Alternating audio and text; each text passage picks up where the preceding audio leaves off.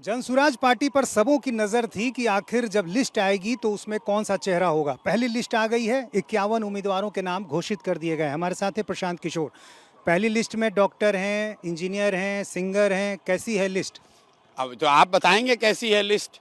आपने ठीक कहा, यहाँ के सबसे बड़े डॉक्टर्स हैं, यहाँ के सबसे बड़े रिस्पेक्टेड पुलिस ऑफिसर्स हैं, यहाँ के सबसे बड़े शिक्षाविद हैं, यहाँ के भारत रत्न कर्पूरी जी के परिवार के लोग हैं, और इसके साथ साथ ऐसे ऐसे समाज के लोग हैं जिन्होंने जीवन में पूरा जीवन दूसरे दलों में झंडा ढोया है, लेकिन कभी विधायक लड़ने का उनका सपना पूरा नहीं हुआ था। गोह से दुखारी जी हैं, जो कि 20 बरस जदयू में अति पिछड़ा का चेहरा बनाकर नीतीश कुमार ने और जदयू ने उनसे काम कराया। आपको परबत्ता से, जहाँ से करोड़ों में टिकट खरीद फरोख्त की आप लोग बात सुनते हैं, वहाँ से बरई समाज के हमारे विनय कुमार वरुण जी लड़ रहे हैं, जो कि 15 बरस से ज़्यादा आरजेडी का झंडा लेकर ढो रहे थे। उसके बाद जब जनसुराज की व्यवस्था में जुड़े, आज से 5 साल पहले जिला के अध्यक्ष बने, आज उनको जनसुराज लड़ने का मौका दे रहा है। आप ये देखेंगे कि हर वो समाज जिसको भागीदारी नहीं मिली थी अभी तक, जो भागीदारी की आवाज़ लगा रहे थे, वो लोग आज जनसुराज में जगह पा रहे हैं, बिना पैसे के, बिना पैरवी के।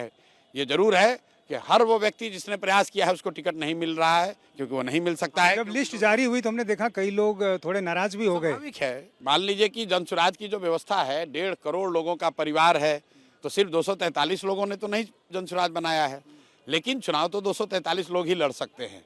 तो हम लोग का प्रयास है कि हर वो व्यक्ति जो चुनाव की रेस में है, उसमें से सबसे बेहतर व्यक्ति को सामंजस्य बनाकर लड़ाया जाए, और जो साथी नहीं लड़ पा रहे हैं उनके लिए हर वो संभव प्रयास जनसुराज करेगा, ताकि उनकी राजनीतिक यात्रा जिस गति से जनसुराज बढ़ा है, उनकी राजनीतिक यात्रा भी उसी गति से बढ़े। अच्छा, एक सवाल शायद लोगों के मन में भी होगा कि प्रशांत किशोर कहते हैं कि मैं जाति की राजनीति नहीं करता। आंकड़े जब बताए जा रहे थे तो फिर एक बाइफरकेट करके बताया गया कि अति पिछड़े इतने, दलित इतने, पिछड़े इतने। इसलिए कि जनसुराज ने हर गांव में, जब मैंने इस यात्रा को किया है, तो मैंने कहा है कि समाज में जिसकी जितनी संख्या है उसको वो भागीदारी, हिस्सेदारी दी जाएगी, लेकिन वो भागीदारी का आधार जाति नहीं है। उस भागीदारी का आधार उनका चरित्र है, उनका टैलेंट है, उनके द्वारा किया गया काम है। लेकिन अगर 1000 लोग हैं जिन्होंने अच्छा काम किया, जो विधायक लड़ सकते हैं, तो 1000 में से 243 जब चुना जाएगा तो उनके समाज के जितनी संख्या है उसके हिसाब से उनको भागीदारी दी जाएगी। भाई, अगर आपका जन्म हुआ है तो आप तो किसी न किसी जाति के तो होंगे ही होंगे। उनका चुनाव, अगर उनके कैरेक्टर में कुछ कमी दिख रही है तो वो बताइए। आप लोगों ने कहा कि दूसरे दल में टिकट नहीं मिलेगा, वो जनसुराज में टिकट पाएगा। आप 51 में वो नाम बताइए जो दूसरे दल से जिसका टिकट कटने के बाद उसको जनसुराज में मिला है।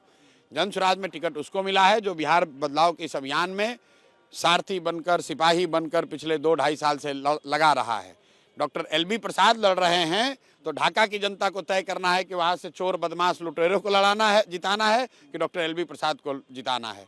अगर मुजफ्फरपुर के सबसे बड़े चाइल्ड स्पेशलिस्ट लड़ रहे हैं, तो आज मुजफ्फरपुर की जनता को देखना है कि जिस व्यक्ति से मिलने के लिए आपको 4 घंटा 8 घंटा लाइन लगाना पड़ता था, वो व्यक्ति अपना सब कुछ छोड़कर बिहार को सुधारने के लिए, मुजफ्फरपुर को सुधारने के लिए अगर साथ में आया है, तो आप उसके साथ होना चाहते हैं। RCP सिंह की बेटी का नाम भी आया। 1 मिनट, आप इस जनसुराज के लिस्ट में नाम देखेंगे KC सिन्हा का, जिसके किताब को पढ़कर यहाँ बच्चे अपने आप को शिक्षित जिन बच्चों ने किया है, तो आप उसमें JP सिंह दिखेंगे, जिन्होंने हिमाचल में अपने ADG रैंक की अफसर अपनी नौकरी छोड़कर यहाँ पर छपरा को सुधारने के लिए वहाँ, और ऐसा नहीं कि वो आकर छपरा से चुनाव लड़े, वहीं के लड़के हैं, उनको वहाँ से ढूंढ कर निकाला गया है। जनसुराज के विचार से प्रभावित होकर उन्होंने अपनी नौकरी छोड़ी, वो आकर कुछ करना चाहते हैं तो उनको जगह मिली है। सामाजिक समीकरणों के हिसाब से यदि आपकी लिस्ट को देखें तो वोट कटवा का टैग तो आप पर पहले से ही लगा हुआ है, कई पार्टियां आपको इसी नज़र से देख रही हैं।